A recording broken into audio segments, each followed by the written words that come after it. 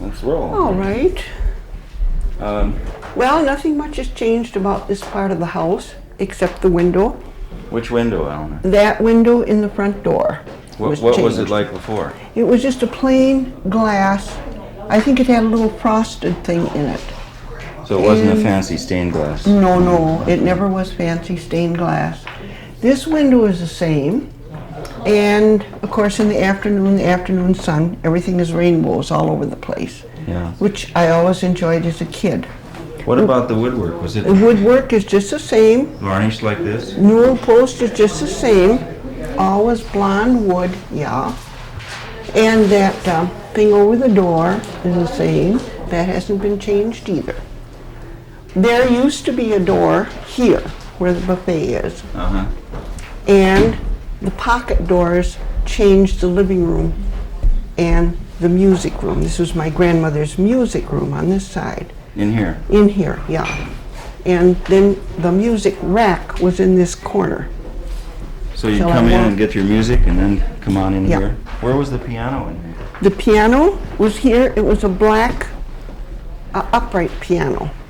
And there was a black, well, we called it teak, but it probably wasn't, music case right there. And she enjoyed the piano very much. Were the furnishings, what were they like? I mean, They were were they sort of Victorian? more Kind of Victorian, old and- armless chairs with fancy wood around the bottom, and silk upholstered seats.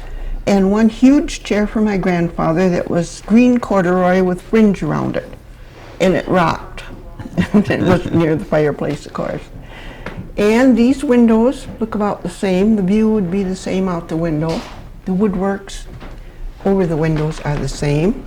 Parquet floors are the same. Was the living room, was this area sort of the formal? There were pocket doors here, just like there. Oh, I see. And so these rooms were divided. If they had company, they could open it all. If they didn't, they could shut this room off. And what else is going on here? Oh, there was a bookcase in that corner, one of those glass door that raised up, one of those bookcases. Right. But this room was used a lot. It wasn't like This a was company the room. or room, something. no, this was the family sitting room. They would all be in here, but those doors might have been closed and they would have come in this door, which is now gone. Right. And you were how old then when you lived here? Well, I was in and out of the house from the time I was able to walk down a block. But I lived here probably in the late 20s. Right. And this was the dining room. And over in that corner was a buffet with a brown marble top. And there was a decanter of blackberry wine on top. As soon as I was able to reach it, I was into it. So this pretty much was the same then? This pretty much is the same. There was a pantry there with a coffee grinder. You know, dig round the coffee every day. Did the family have its normal meals here? This wasn't or was this the No, formal? this was normal. Everybody sat down at this table. It was a long, I think this dining room was larger. And my grandmother, of course, had nice china in that cupboard. Right. Her things that she had brought from Scotland. So, all in all, there were different tiles around that fireplace. Otherwise, the woodwork is the same. Right. What's it feel like to be in the house now? Now that Mary owns it? And you I like to come and see Mary. Do you have memories? I mean, have you when you lived here and? Yeah, I do, but I'm not ever particularly attached to houses. That I'm flexible enough to move. Right. So it's not the place so much, it's what you're doing. Well, Morty Baldwin, who used to have a tavern here, made a very wise remark. He said it's not the house, but who's in it. That's right. And that has been quoted around Bayfield for many, many years. Not the house, but who's in it. So we all say it because there have been very humble homes in Bayfield and very lovely homes in Bayfield. Right. So I think it was nice. It was kind of like in Hawaii they have hang loose. Well, this must have been the biggest, was this at its time the biggest house in Bayfield? No, I think Colonel Fuller had built his house. I don't remember if this was built before Batan's. Mm-hmm. I am big on the dates there. Right. But it was really one of the big houses. And Yes, it was. Yeah. Well, it was for my grandmother, really. These were the kind of houses that were familiar to her from living in Scotland and England. Right. So she came over here because her sister-in-law had married Howard St. George, who later became a canon in the Episcopal Church. And this was his first little church across here. And he came to this rough country where everything was unfamiliar. And they had a kitchen, and he was going to cook something, and he didn't understand a range at all, and he built a fire in the oven. Which naturally didn't cook much. Right. And then my grandmother came over to visit her sister, and my grandfather took one look at her, and he said, "That's my Jessie, and we're going to be married." And they were. And they were married over this little church in October, one October. I forget which year it was. And they lived a very happy life, and my grandfather mourned her long after she died. They had rather an English-style life, I would say. The children were taken care of, and they traveled and did. It was English, all right. When did she die young or live? I think she died about in the early 20s, very early 20s. And my grandfather lived on to be 97. So, and my aunt just died at age 98 in Florida. So I'm trying to keep in shape because I see what's ahead of me. Yeah, you've got it. I got to keep maybe going. you'll hit the 100 mark. I might. My aunt was a little triumphant. I think that she beat her father. I can beat them both. I don't know. Oh, great. Okay, well, why don't we go upstairs and sit down and talk some more. Over the United States, probably doing different films. And do you go to the European Film Festival? Shall I walk up the stairs? No, we'll go up the back way here. Or before I came to. Love you. Or I wouldn't even get up here without it. Because there's a little more light and it's quieter. So there. No, it's a casual. I'm trying to make it also 1 dish meal or most of 2 dish thing, or maybe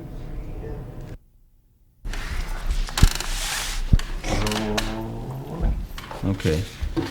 Well, I think what we should start with, just as a headline, is your name. And Eleanor Knight. Age, everything. 75 years old now. And holding. You always got to add that. Hoping to be 100. Hoping to be 100, of course, of course.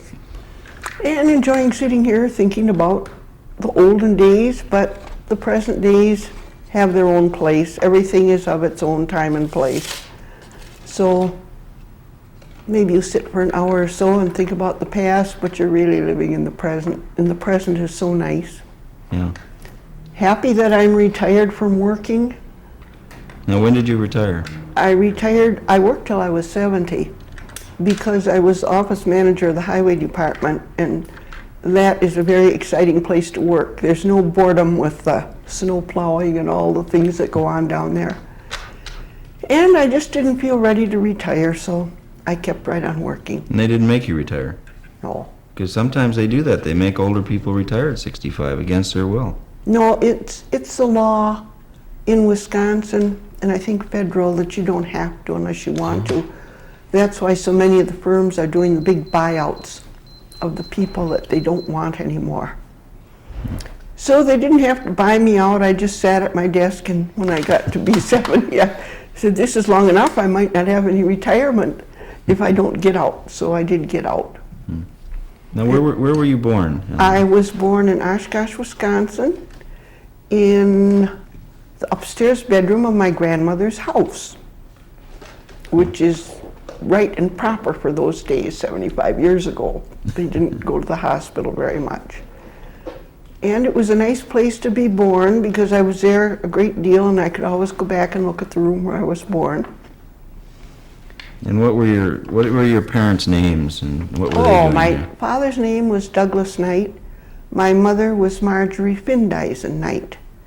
And her parents had a wholesale paper company in Oshkosh. And right across the sidewalk, they had big corner lots, was my great-grandmother's house. So I spent a lot of time with them too. The only unfortunate thing I did there was my great-grandfather, who was an ex-lumberman and very husky, was confined to his chair. And I ran up behind him and blew a horn in his ear. And nobody ever got over it to this day. But we all survived. He couldn't reach me being confined. And when did your folks move here to Bayfield? Well, my father always lived here. He was born here. Oh, I see. And then when he married my mother, naturally, she moved up here with him. Their first home was up on the orchard, El Pre-Rust's orchard now. And we had moved down to this other house, and then the orchard house burned down later. So there was never any incentive to go back there. Mm-hmm. Anyway, this was closer to the school. See, we're just a block from school. So we could run up and down and play in the ravine and do all the things that Bayfield kids did. And your dad's father, then, was living here as well, and had come here Yes, a long time ago. he came. His name was what? William Knight. He came the day before Christmas, 1869.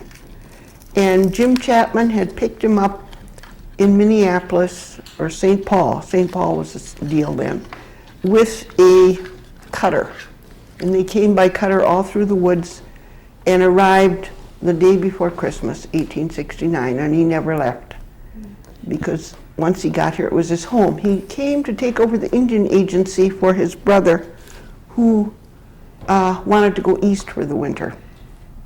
That was John Knight, who built the Knight Hotel in Ashland, which has since torn down too. Mm-hmm. Well. And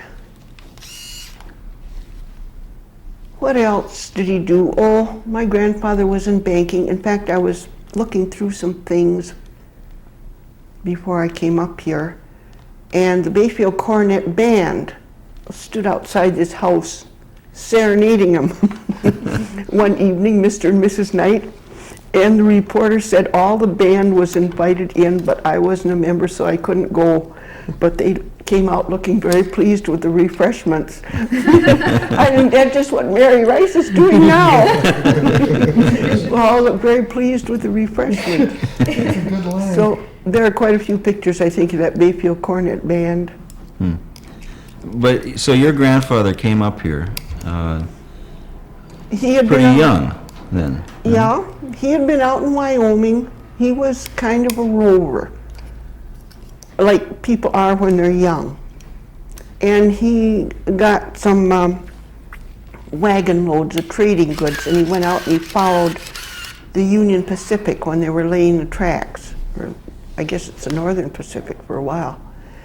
And there was such terrible people in following the track layers and everything that every night they would have to put up all the boxes of their goods and get inside of it like a fort so they didn't get shot, because the bullets were flying in all directions. He saw people get killed for almost nothing. And then he said he was glad to get out of that hellish country and come here. And he never left because he liked it so well. Although he did not make much money. Nobody had any money here. He said everybody was as poor as a church mouse when they first came.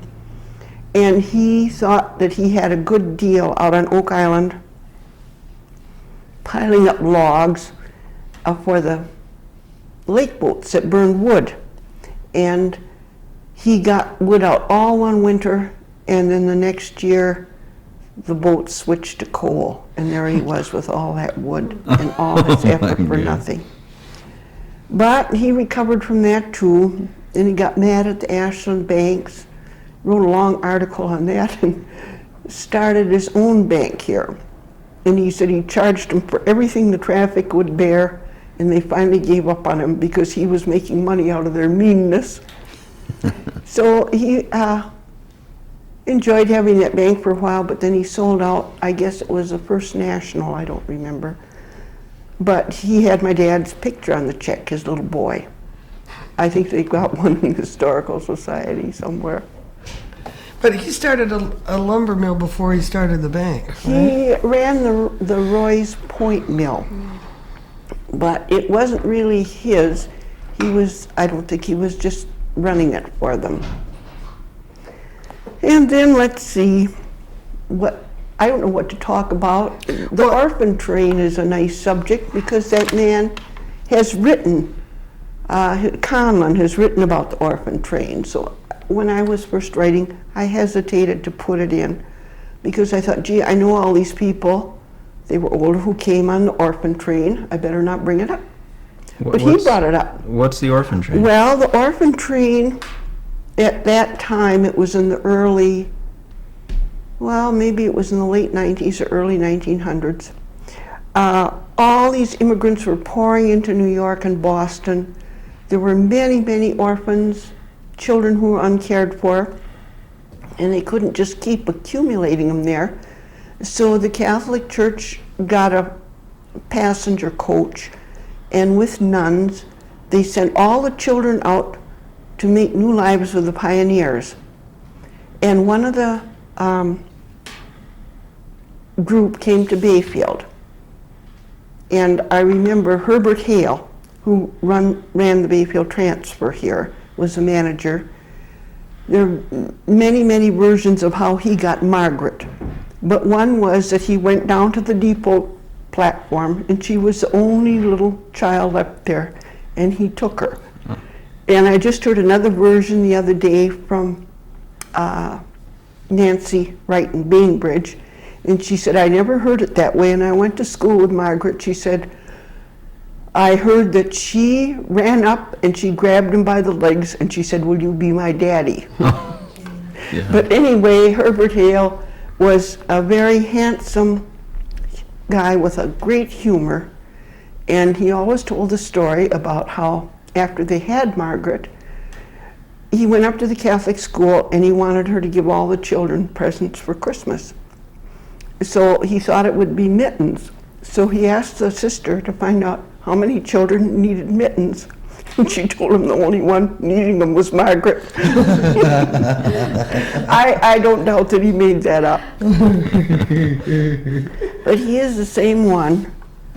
When a man came in on one of the passenger ships that used to come in here, he was very despondent, and he got off and he went into the passenger coach of the Bayfield transfer, which was parked down there by the lake, and he hung himself.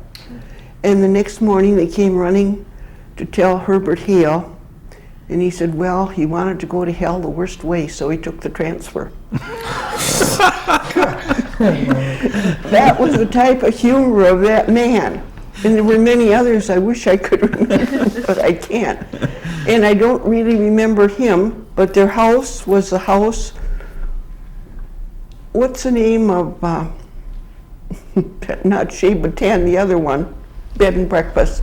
Oh, Graham? No, it's up by O'Malley's old house.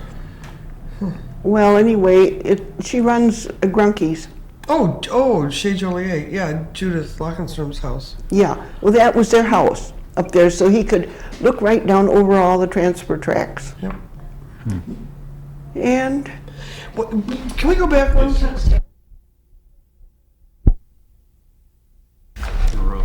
Okay. All right. Now, what were you saying, Mary? Well, I just wanted to hear the stories about, or talk about the apple orchards and how they started, and then about the things that happened in this house, a little bit at that house. Well, he started the orchard after the land was logged off, of course. And he said he had seen apple trees around town, individual ones that produced pretty good crops. So he thought that he would just try one. But he started out with 30 acres, which clearing stumps with a horse and a drag and the equipment they had in those days was pretty much. But if it was going to be commercial, it was going to be commercial. And then eventually it succeeded. And he went on and planted more orchards, and then he went on and did all kinds of other things that were in agriculture. I remember at one time when he was living up at the orchard in the house that burned down, he decided to raise turkeys. And he did raise turkeys. And then he was ill, and Dr. Mertens came up. And Dr. Mertens came up that big hill with sleigh dogs pulling him because the hill wasn't plowed very good. And the dogs got loose and they killed the turkeys, a lot of the turkeys. And my grandfather was so sick they didn't tell him because they thought it might upset him and maybe even kill him. And my grandfather outlived the doctor by years and survived the turkey disaster too. But Well, how did the orchards obviously took and did well because they did. They a did. big part of the whole yes. Bayfield area is dependent on. Oh, yes. The Dudleys that my dad and grandfather planted are still thriving in Hauser's orchard. And I always get some Dudleys in the fall because I think, well, my dad planted these trees, I'm going to still harvest some apples. And every time I go by with anyone strange, I say, my dad planted those trees, you know, kind of triumphantly. Because after all, 80 years has passed. Right. And Mary wanted me to tell you about the cow. Oh, love this story. And every place in Bayfield had cow fences because the cows ran at large and the people took cover. That's the way it was. There were no pastures, let them go eat where they could. And even the library down there, you can still see marks in the sandstone that they had a cow fence too because they wanted to keep the library yard preserved. And this yard had a cow fence, but there was one cow that could unhook the gate with her horns. And she would unhook that gate and let the other cows in. And my grandfather's bedroom was on that side, and he had a garden there, and of course she headed for the garden, and that bell would ring till he got up, and he was so mad, and he told the cow's owner to get that cow out of his garden. But finally one night it was just too much, and he got up and he went to the closet and he got his shotgun or whatever he had there, and he shot out the window and he shot the cow, and it was wounded, and it ran all around the house and over to the Presbyterian churchyard and fell down and died. In sanctity, would you say? And he paid the owner for the cow. It cost him $30, but he wasn't disturbed anymore. The other cows never learned to open the gate. I remember reading once in a little newspaper column about when the house was built, and my recollection of this article was that it took like 3 months or something. Do you remember anything about that? I don't remember that. No, I don't think that was anything I wrote, Mary. It might have been in the Something else. Historical And I just Society. always found that to be amazing that they could put that house up in such a short time. But it is built right near where the fort. There was a fort right next door, and maybe even under part of this house, because of the Sioux uprising during the Civil War. And at that time, they let a company of soldiers out of Anderson prison with the idea that they wouldn't fight anymore, you know, and they could come up here to guard Bayfield, and they all came in by boat. And they were weak and sick, and before they could guard anybody, Bayfielders had to take them in hand and feed them up and get them back on their feet again, which they did. And then they built this fort here, and they built one across the street where the Episcopal Church is. And of course the Sioux never did come and attack them. And they would march down on the flat part of town, and everybody would go and watch them march and drill. And they even put out a little newspaper telling about how they should go on and win the war and this and that. And the only casualty was one man who was accidentally shot, and he's buried up in our Bayfield cemetery. So they got them all back on their feet, and then unfortunately that one poor man got shot. I've forgotten his name. So a lot of things have gone on here. Bayfield is a versatile town, and It's gone through many changes, hasn't it? yeah, we have had the fishing and the logging, and we've always had the ice problem going to Madeline Island. Many horses are lost, and the early ministers wrote about people crossing the ice and drinking before they crossed. And that was one reason they didn't make it, you know, things like that. So, and then of course I could go on and I could tell about Gucci. Should I do that? Oh, sure. Well, Augie Wick and Gucci, being a little loaded, started out one night for Madeline Island with a load of groceries. And there's always a crack. And they were going to cross the crack, which is right down here close to the shore. And Augie got out with a flashlight. He was going to show the crack and everything. And Gucci misunderstood him. And he went right across, and down went the whole truck. And Augie ran to the edge of the crack. All these ice cakes were coming up, plus boxes of cornflakes and whatnot. He said, "Keep cool, Gucci, keep cool. I'll save you." And he did save him. But for years in Bayfield, everybody said, "Keep cool, Gucci." Whenever there was a crisis, "Keep cool, Gucci." Well, speaking of that kind of ridiculousness, how about the Babe the Blue Ox Festival? Don't you know a little bit They about had that, but they didn't let women go to it. No, but didn't your dad have something to do My with it? dad went, and they had a Paul Bunyan feast, and they painted an ox blue with bluing or something, and they had it out in Sketchy Feltmeyer's woodlot. And my grandfather went to that too, and he stood on a stump and gave a talk. And they were going to have it every year, and they had buttons, which are still around. But it was one of those things that just died out. I think they didn't like to go to the woodlot anymore. Sit out there drinking tea and having a real dinner out like lumberjacks used to have. It was authentic. So that's another thing. And the Strawberry Festival died out. And when they wrestled in strawberries, there were so many protests from other parts of the country. You're wasting food, you're doing this and that. And they tried to point out that it was just culled out strawberries that they were sloshing around in, but it didn't do any good. What did they do now? They had a wrestling match in strawberries. Only Bayfield thinks of these things, you know.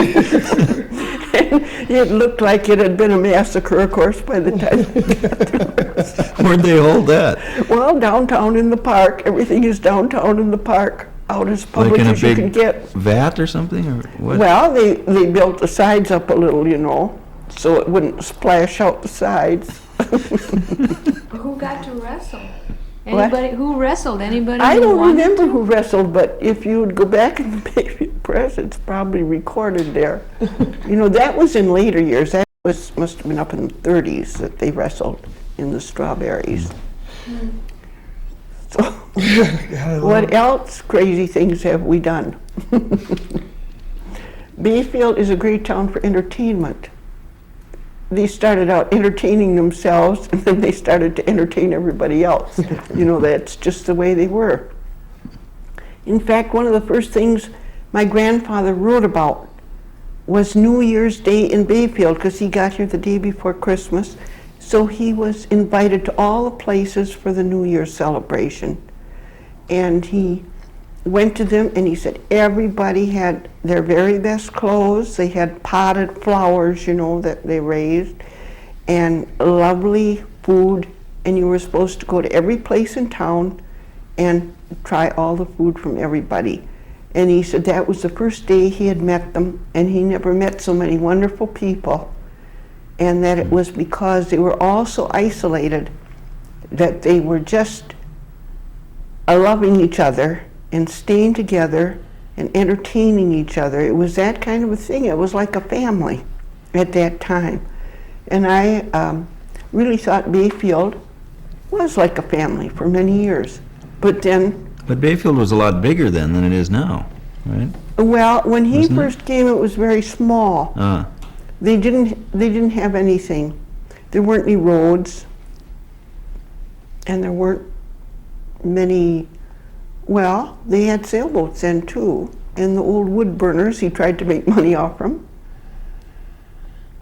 But when were there like 4 drugstores and 8 grocery stores and all that stuff? When it did get Well, considerably that would bigger. be probably around in the 40s.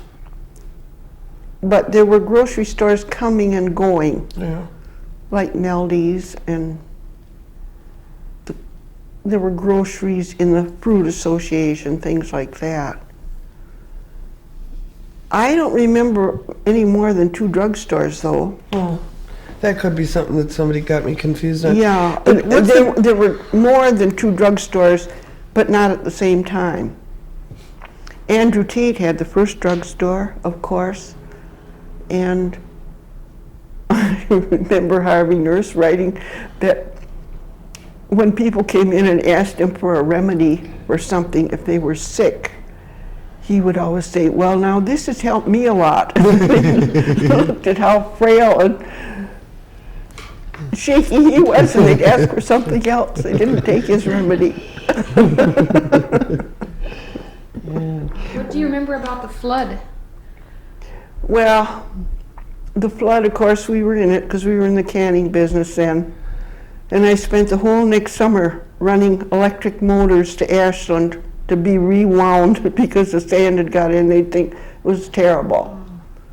And it was awful. There are a lot of pictures of that, fortunately. Anybody who wants to look at that can look at the freight cars tipped over. But that's one of my big memories, hauling electric how old motors. were you then when the flood hit? Well, that was in 1941, wasn't it? I was born in 1913. 3 from 11 is 8. 20, 38? Yeah. Flew right out of my head. Oh, where were you when the flood hit? Well, I was out and around like everybody else, looking at it and being unbelieving that this ravine could hold so much water. And looking out our back window because that house... 'Cause you were up there, right? We were up in the other house. That house was much closer, and hoping the bank wouldn't be undermined. But then everybody was glad when the drugstore burned because they could get insurance. If it hadn't caught on fire as it was falling down, there wouldn't have been any insurance on it. Right. See, so everybody was like that. They would think of an angle at Bayfield. Well, gee, it's caught on fire now. That's good. They'll get insurance, you know. Otherwise, everything was going. The bakery and all the equipment went.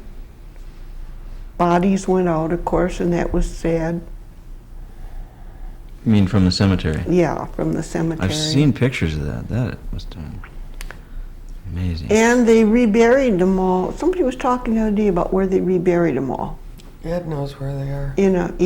In some common grave. They didn't know what else to do, and there was no...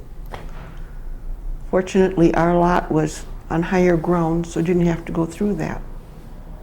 In fact, we've got the only round lot in the cemetery. I love it. Colonel Wing donated that cemetery. The first cemetery was out by Salmo, and I've been up to that one too, but it's all overgrown now. But it was such a dismal place, and it was so wet, they decided to move it. And up here is high ground and sandy. And he gave land on both sides of the road, half to the Protestants, half to the Catholics. So it worked out. You know, one of the first things I noticed about Bayfield when you go to the cemetery, how it's split that way. The road splits the Catholics and the Protestants. Even in the hereafter, they're split. Even in the hereafter. Well, I don't know, that's another thing, I guess, that we have always accepted. Although, even as a kid, I remember we all went to all the churches. Especially if they had something to eat. Well, that hasn't changed at all. No, that hasn't changed, Mary. That's the same old thing. Yeah. When was the house, the other night house built? The house that I lived in before? Well, that was built by my grandfather's brother, John? Alonzo. Alonzo. Alonzo. Oh, okay. And he lived there for a few years, but he went out to the West Coast someplace. I don't remember exactly where. They left one small child in the cemetery up here. And Perry Shuga called me about this grave. And I went up and looked at it. It's got a nice stone with a little lamb on it. And I said, well, Perry, let's put perpetual care on that one because nobody else is ever going to do it or come back. So it's all fixed up now, and he gets artificial flowers like the rest of them. He was about 3 or 4 years old, I guess. His name was Orphan Knight. And I don't know what he died of, but I wrote quite a bit on the cemetery because that was a great source for me to get news. And What do you mean? you know, who was born, who died, what the families, how they were interrelated, then I could know who to talk to. Well, like even now, if you go up there, I could talk about Hans Osted, how he was out. Eli Hendrickson used to tell me these stories in when I worked at booths in a great Scandinavian dialect, and he would laugh so much I would try so hard to understand through the dialect and what he was laughing. But he said one time they had a crew of 12 men, and they were herring fishing, and a terrible northeaster came up, as it always does, and everybody got seasick except 3 of them. And Hans Osted was on the boat, and he lay down in the bottom. He was so sick, and finally they got in lee of one of the islands, and then they started helping him stand up if they could. And Hans got up on one knee, and he was pawing in his shirt pockets and under his jacket. And finally he got his pipe out, and he said to Eli, if I'm going to go down and meet the devil, I got to have a little fire in my mouth. And then he didn't have any relatives or anyone to leave it to. So if you go up in Bayfield Cemetery, you will see his stone, and on it says he willed his estate to Bayfield. So I always think of him, and I go look at it once in a while. Now, let's talk a little bit about your writing, Eleanor. When did you start writing for the paper, and Well, what provoked you to do that? As I always said, when I was just out of high school, I could write for 5 cents an inch for the Ashland Press. Locals, and at that time locals were everybody who went to Ashland or everybody who went anywhere, did anything at all. That added up to a nickel. So I would get paid at the end of the month, and from that it seemed quite natural, knowing about all the people and having written about them for my pin money, that I would, with the centennial coming up, I would start doing the history. And that's why I have never felt that my articles would make into a book too much, because it was column by column, and I started out asking everybody to help me, and then some would help me, and then after I'd get a story in the paper, about 4 weeks later, they would add to it. So it's all mixed up with part of the story 4 weeks afterwards that they told me, and it's that kind of a thing. It's good for newspaper columns. And I heard from many people, of course, that had lived in Bayfield long ago, and the reason I'm still keeping it all is people write to me now and want to know everything, and I look it up. Like the first Bayfield child born here was a boy, and Henry M. Rice said to his father, if you will name the child Bayfield, I'll give you a lot. So he named him Bayfield Kitzsteiner. And then quite a few years later, I wrote on the return of Bayfield Kitzsteiner. Everybody had lost him, but he came back, and I found out some more about him. You know, and it was that kind of thing that went on. So it's all really all mixed up. So you started that then in, what, 1956? When did you start, and why? As the centennial was coming, I just sort of branched out, because What year was this? it was 1953. I think the first one I wrote was in June of 1953. And Frank Dexter, that would be Mary Hepner's father, was editor then, and he was very cooperative, and he loved it all. And the subscriptions to the paper built up, I say with not too much modesty, because everybody got so interested. You know, they all had something to report to me or to him. He did all those nice pictures and all the picture stories. And he got out that Centennial edition, which was a great expense to him at that time, you know, for a small town paper. So I give Frank a lot of credit. So all this writing to start it with was for this, For the Centennial, But was it- after So I- it wasn't being published as you were writing it, or was it? Yes, it was published. I wrote a column every week. And this was, I never was paid for this at all, anything like that. This was simply my donation to the Centennial. I went to Madison at my own expense. I did everything at my own expense because I felt that we would really need it and appreciate it at the time and later on too. And also, I didn't want to take any money because then people can tell you what to write.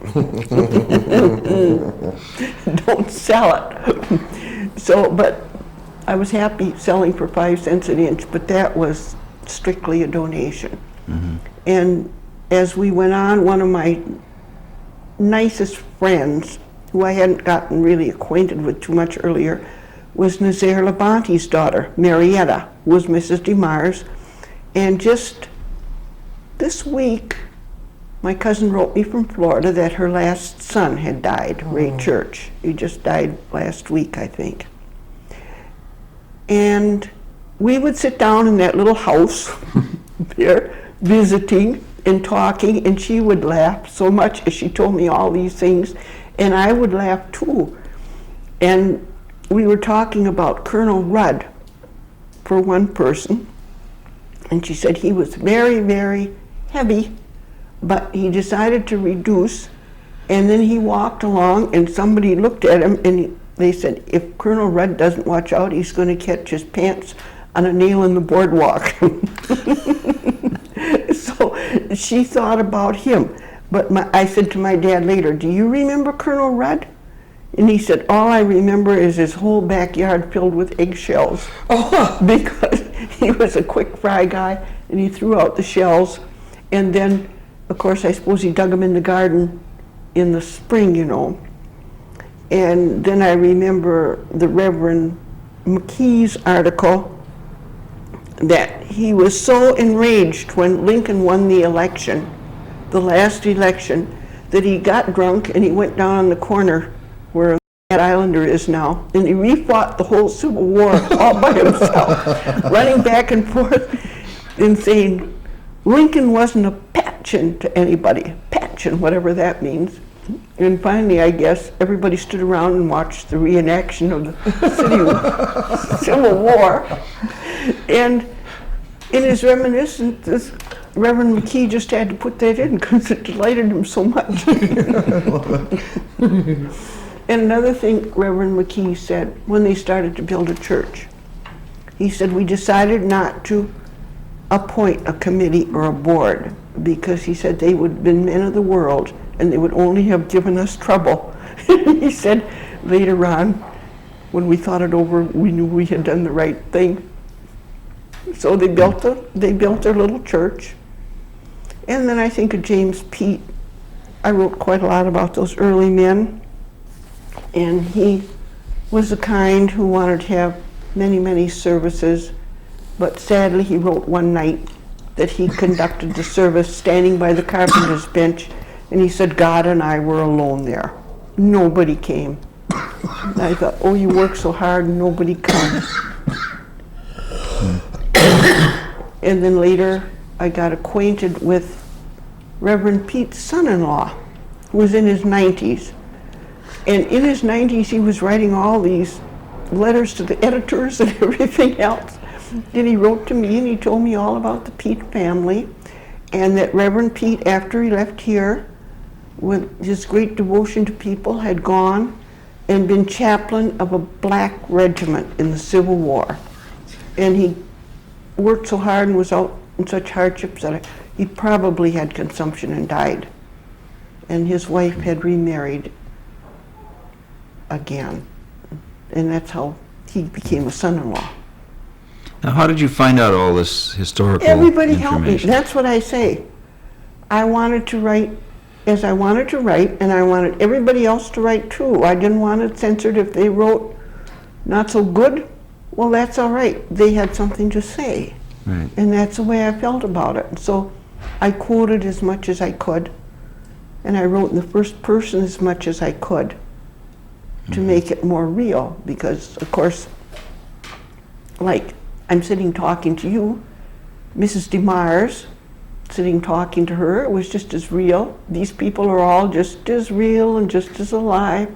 You know, we all have our allotted span. So I wanted it to be that way, so there would be good memories for a lot of people, and I think there were, and most of them seemed to like the hermit on Wilson Island. You know, when I wrote about him, and the repercussions were so foolish, because a man I'd never seen before called and wanted to come up to our house and talk to me, and he wanted to question me all about Wilson Island. Finally I said, why? He said, well, I have got this old map where the treasure is. Oh, You know, somebody had sold it to him, which was the worst thing, and it had a red dot in the middle where the treasure was buried. I guess he went out to look and find it, and then I was working in Bruce's office, and not too much later, in came somebody else with the same deal. And I looked at him and I said, well, let me see your map. And they were just horrified. You know, they thought they had this secret map and they were going out and dig it up. Well, I doubt that there was any treasure, maybe a few. Someone was getting rich selling maps. Yeah, somebody made it up. They had found it in the archives of the British Army. That's where they found it. I said, well, the British Army was never out on Hermit Island. I love it. I know. But now, I forget, how come it was Hermit Island? He lost a bet with? No, he and King Bell couldn't stand each Right. other. And they had a big fight, and he wasn't going to stay at Madeline Island anymore, so he went out and got his own island and stayed out there. And he got mixed up in his time one day. They were trying to arrest him for not paying taxes, and he came in on a weekday instead of a Sunday, and they got him. But he had enough money to pay it, and he was forced to pay the taxes, whatever he owed them for. I love it. So Who was but he's this? kind of tricky. Who was this, Eleanor? Well, this was, his name was Wilson, and he lived out on Wilson Island, Hermit Island. What's its real name? Boy, I guess we don't still call it remember. Wilson and Hermit. Yeah, everybody calls it Wilson. I think today it's called Hermit. Yeah, well, I hope so. And then probably John Bamey would be the one to tell you a lot more about Martin Kane. Yeah. But just the other day, no, it was last summer, a year ago, somebody wanted to know a lot more about him. So we went up the cemetery and looked at his stone. And of course, I was always sorry they didn't put on it King of Oak Island, because that's what he was. He lived there without a clock or a calendar, but he didn't get mixed up. You know, all the people around here, that's what was fun, writing about him. So then after the centennial, you continued to, I continued. At that time, I fought the park, as I told you. yeah, how about, fought. tell me more about that. I'm Well, interested. I I'm did curious. it mostly because I was the only one who didn't have an angle. If I Now, had which owned park? What are you talking about? the National Lakeshore, I wrote Which- many articles against it. And what were they trying to do? They were trying to have it. That's all they were trying to do. Trying to have it. Well, they took Mary's house, or we'll get it. The islands eventually. and the shore and, Yeah, the national, they wanted to take everything except Madeline and Long, although since then Long has been forced upon them, for which I laugh because it's full of snakes and poison ivy. Go ahead, have it. But the park has made a lot of people very, very happy. And there's others who are not happy. and what was your attitude? My attitude was to point out all the flaws in taking all this land away from people and having a park. For one thing, they were going to take a huge piece of the Indian reservation. For another thing, they were going to take the home of my good friend, the Charlie Viewers, out there that had joined the reservation. And it just seemed that they didn't need that much. And I suggested at one time why they didn't take the stretch of beach from Onion to Sioux River. But they didn't take that. They didn't want that. I said they could take everything below the road. Well, naturally the people who lived between Washburn and Bayfield didn't want them to touch anything there. So I protested. I said, campers aren't going to bring you any money. And I wrote against campers, which made me good, bad. But I just wrote to see how many things I could think up against it. You know, you should look at both sides. Why not think two ways? And then school consolidation, I wrote against. Well, back to that though. Did you have other people who would then write into you, and there was a continual dialogue going on, and you just write Well, your they wrote in opinions? sometimes, and I would quote them. And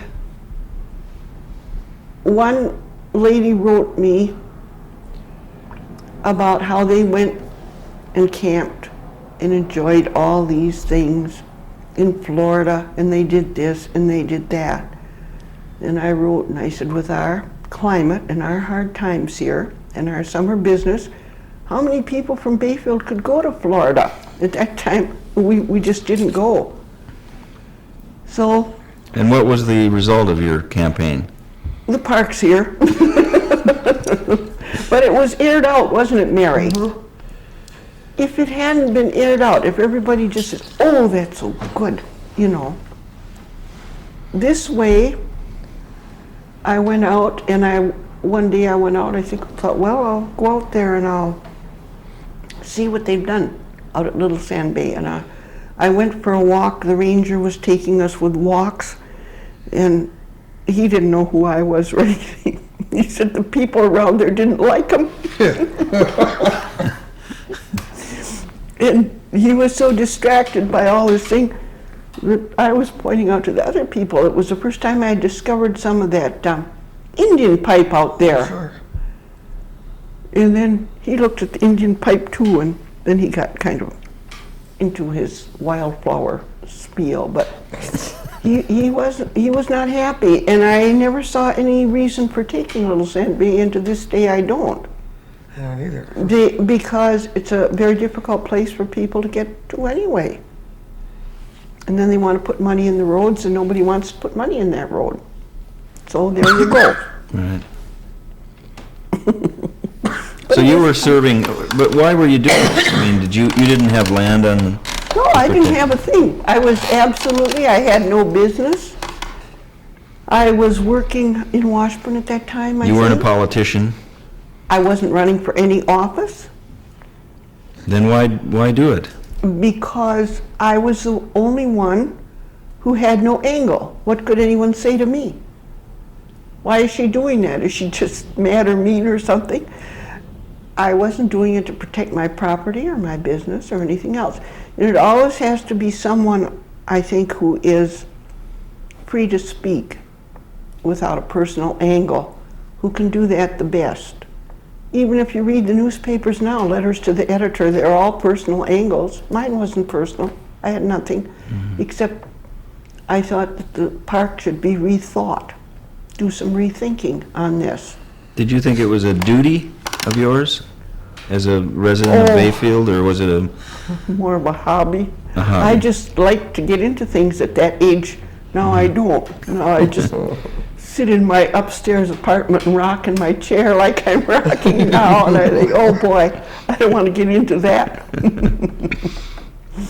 Mary even has to send for me at Christmas time to come to her party because all we have down there at that apartment is a parking lot, and I just can't cope with it. So I have my car in a garage in Ashland in the winter, and I ride on BART. So I have a whole new set of friends called my bus friends. And I just love it. And we meet, and I probably go to Ashland or Bayfield, and we talk about everything, and I know all the things they do, and the people who are going to the handicap New Horizons workshop, and they are so eager to talk, which the ones who can, which I didn't know before. And Well, maybe you should take up pen again and start writing another. No, I really don't want to. Why don't you want to? I've written letters to the editor when something really affects me. I will then do it, but no, I don't care to go back to that. That's in the past. That's in the past, yeah. Now, how many years did you keep that column going? Well, I kept it through several changes of editors. I kept it going through, I don't remember, school consolidation must have been in the 50s. I was still writing it then. Then I took a notion to write haikus, and I put them in the paper thinking someone else would like to write them, and nobody responded to them. I think it's just because I'm not enough Japanese. But I enjoyed them, and I still write them for myself. Mm-hmm. I'm perfectly happy to write for myself letters or haikus or whatever. So, When did you work for Booth? I worked for Booth, see, probably from 1954 on, for quite a few years. Then I went to Washburn. Now, what was Booth and what were you doing there? Booth was, worked in Booth's office. Booth was a big fish company here. They're still a big fish company, but they sold out to Boudin's, their whole outfit there. And I sold boat trip tickets.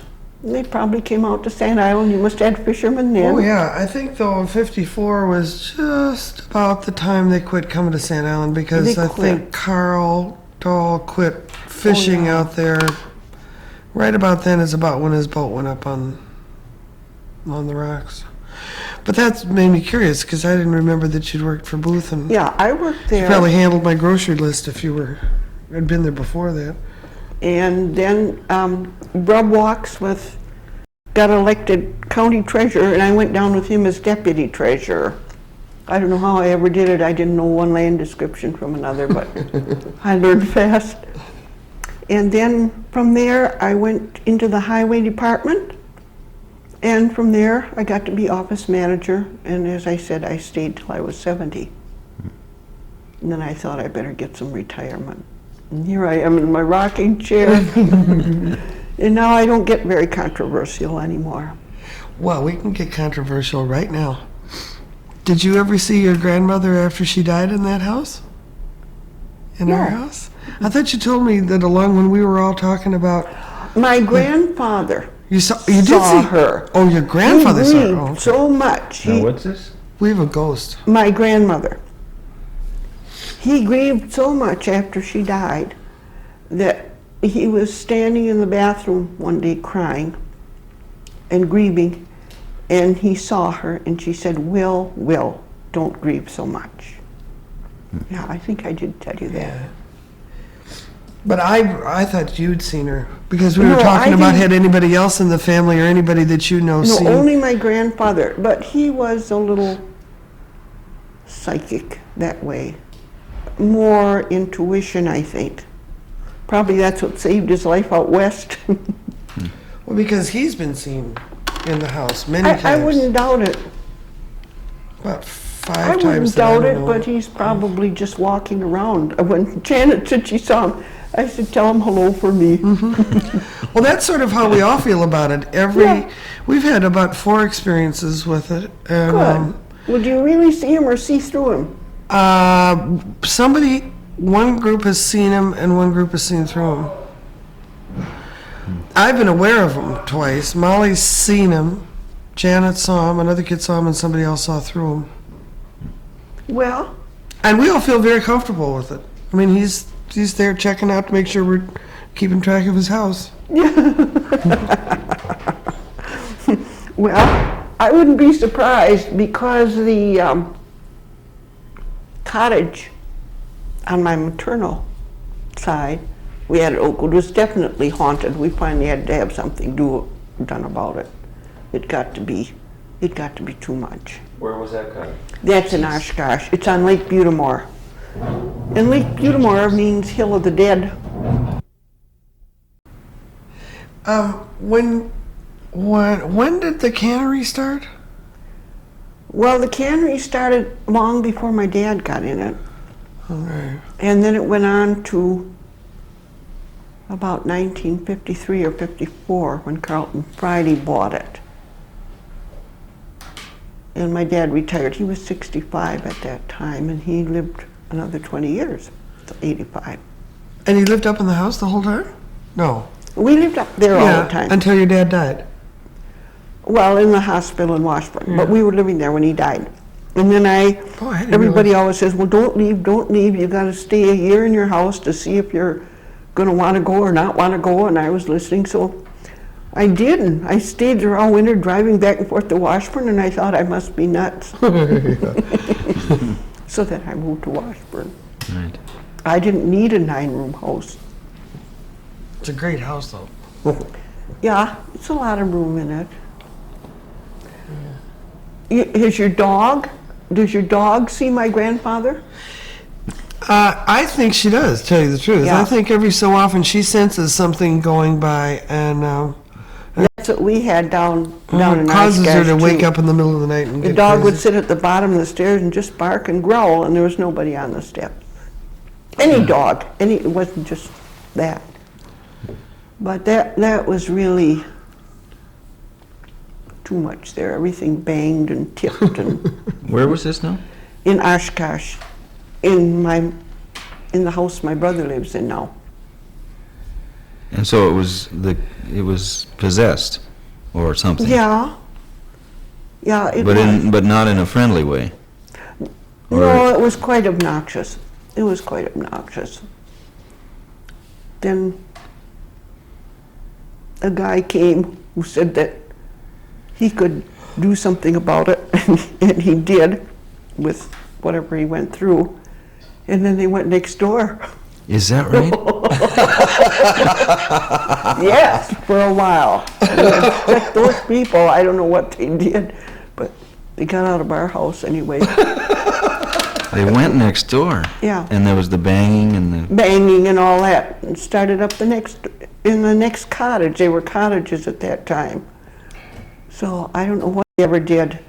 The place has been sold several times since. So I love it. no, it's I was only disturbed once in the place when someone went through the room at night. That's the only time I can ever say I ever was disturbed.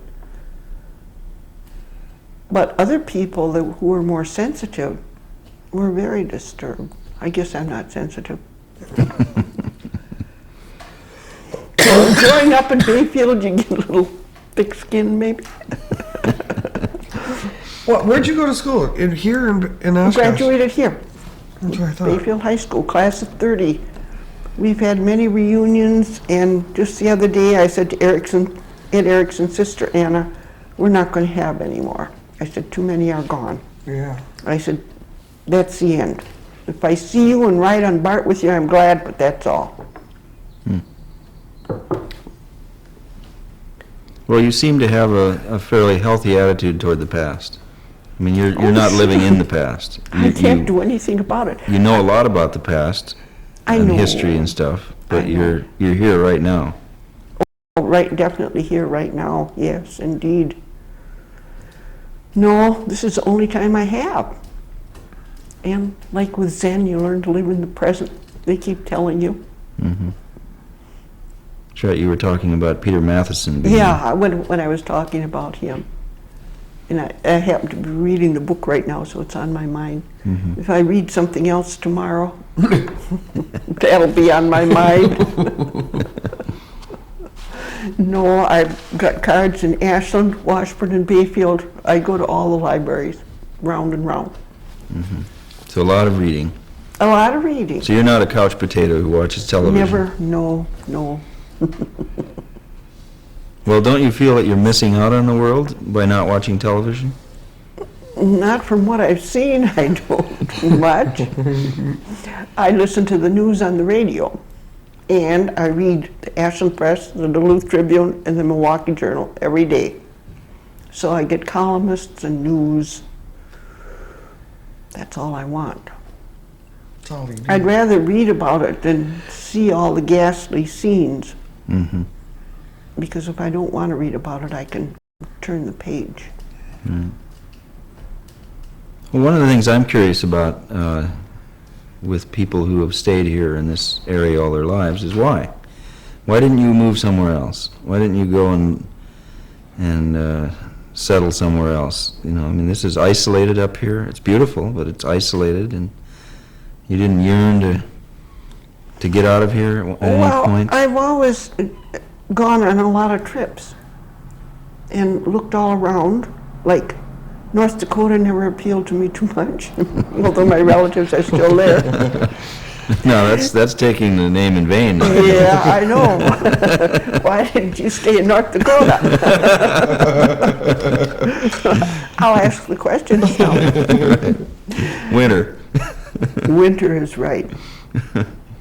And yet, when I was down visiting my cousin in Florida, I was almost overwhelmed by the traffic and the people and trying to get where you wanted to go. And it's enjoyable if you go sightseeing, but here you can do almost anything you want. You walk all over. We didn't even used to ever lock our doors. I think they do now. Some people. Well, do you think we're kind of running down? And you know everyone, right? I mean, I know. I don't know anyone anymore. I don't know the people in Bayfield anymore. No? This is a reasonably exact facsimile of Bayfield. I'll have to put it that way. That Bayfield, as I knew it, which I always thought of as a special entity, really isn't. It's a great mixture now. What changes have you seen? Well, the park changed it, which we knew it was going to. We had a homecoming before the park came in, and I worked on it like mad to get everybody back and have them have a good time, because I knew it was going to be the end. And we had a wonderful, wonderful homecoming. And then they've had a couple since, but they aren't the same things, you know. So, no, I like it here. It'd be nice to go away for a while in the winter, and I still like to travel. The first thing I did after I retired was take a trip to the Carolinas to see the azaleas. And they were beautiful. Oh, I enjoyed that trip. I'd take it again, but they don't have that same tour anymore. They change all the time. Had a wonderful time. Went to the Smokies, climbed to the top of Klingman's Dome. I was in good shape then. Did all those things. So if you can get away and see other things once in a while, you're happy to come home like anybody. Mm-hmm. Now, home is the apartment, and the potluck birthday party's getting going, and we're all kind of like a family, although I always say we're a mixed bag, but we all do our own thing. Mm-hmm. Not too close, but close enough. That's the best. So you have your privacy, but you have Yeah, well, another we're all so community. different, there would be no point. Well, I mean, none of us would go to anyone else's apartment without knocking on the door. And we have a knock of our own in case somebody's coming around selling things. We don't have to go. You do? What's Yeah. that? Well, we just rap differently, you know. A little code. If I go across to ask Mrs. Schindler something, well, then I just rap differently. Whereas if somebody is coming with election literature or something, they just bang, bang, bang, and then sometimes they go, sometimes they don't. Nice. I love it. That's a good idea. We can be selective. Well, I discovered that. And I'm on the second floor because I didn't want to be by the door. And I had first choice anyway. I was the only one in there. And I said, is there a southwest corner to that apartment? And he said, yes. So I got it. Yeah. And why did you want Southwest? Well, my grandfather told me long ago that pioneers always built their homes in the north facing south to get the sun. So I did the same thing. Right. Makes sense? Well, don't you think we're kind of running down? Sure. Let's stop. Thank you, Eleanor. Yeah.